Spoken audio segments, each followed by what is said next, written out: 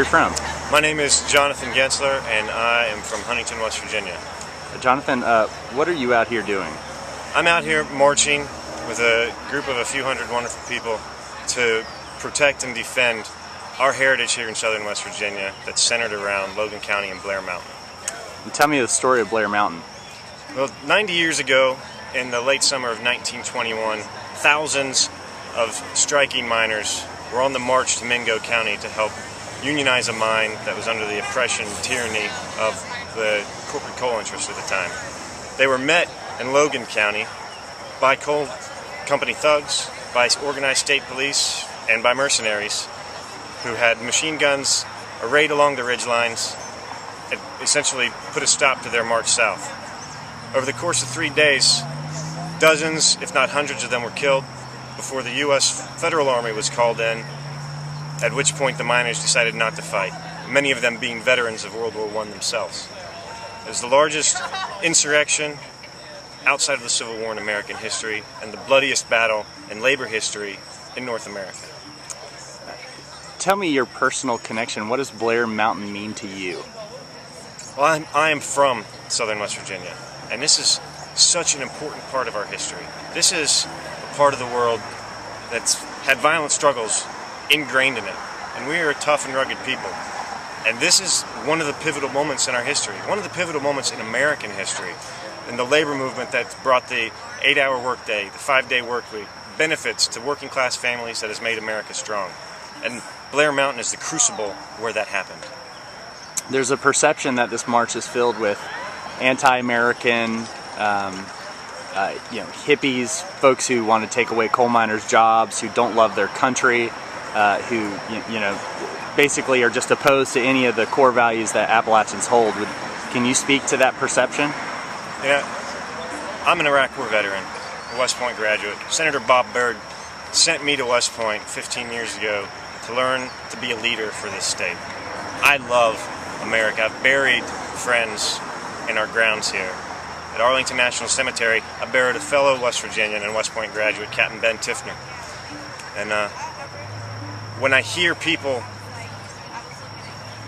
call us names, what it comes down to is a misunderstanding. People believe lies that are told about us by the coal industry because they view us as a threat. But we're not a threat. What we care about is preserving our heritage and creating a sustainable economy for the people who've been let down by the coal industry for 100 years. The counties here where coal production is the highest have the highest rate of poverty, the lowest rates of education, the lowest, in the bottom of the list on so many different measures that most Americans enjoy. So I ask you, who loves America? Who loves the American way of life? It's not the people who want this mono economy to keep the people here down. It's people here that are interested in bringing a renewable energy economy to the state, to diversify our sources of wealth and prosperity, and lift the people of Appalachia up. As a veteran and someone who's served, how do you feel that federal troops were aligned with the corporations of the 20s? Federal troops, the U.S. Army and the U.S. Army soldier is there to follow the orders of the lawfully appointed officers above them. That was the doing of the governor at the time. He federalized the National Guard and ordered them to come put down what was termed the insurrection. And they followed orders. And I can't blame them for that. It was a violent time in America's history. You know who I would blame is the Baldwin Felts Agency thugs who were shooting at striking coal miners. The people behind the scenes who continue to pull the strings today are the real ones. It wasn't the Army. Many of the miners were veterans themselves, and they could not fathom shooting at people they had just spent, years fighting in Europe. So a couple more questions and we'll be done. To people who are outside of this march, who are going to see this footage, what is your message to them? They can't be here, but they still want to be involved. Share our message. Tell people about Blair Mountain. If you care about labor history, if you care about the environment, if you care about a sustainable economy, this is ground zero for where we can really begin that. You know, if we can preserve, if we can win at Blair Mountain, we can win anywhere in America. And this is important. This is an important battle today, just as it was important 90 years ago. And for West Virginians or citizens of Appalachia who don't quite understand who is doing this and why we're doing it, what's your message to them? We are like you.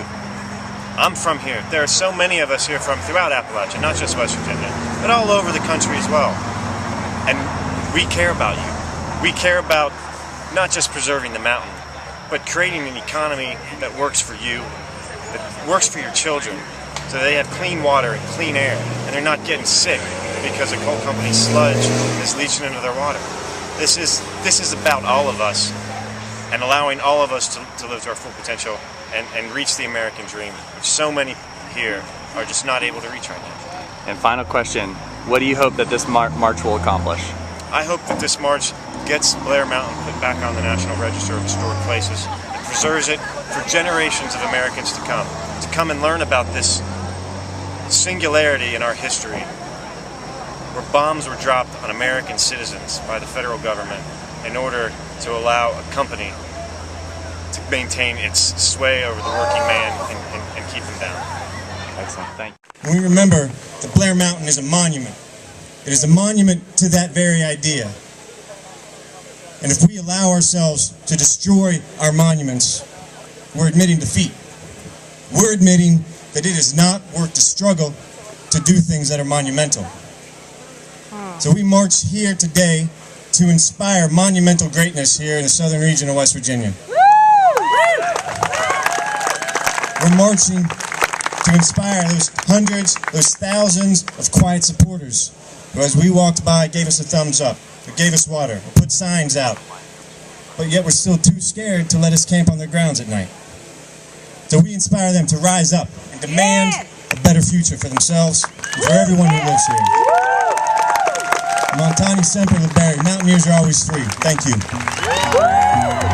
Tell, tell, tell, there's no telling what history will bring. That must be why we've learned to pray.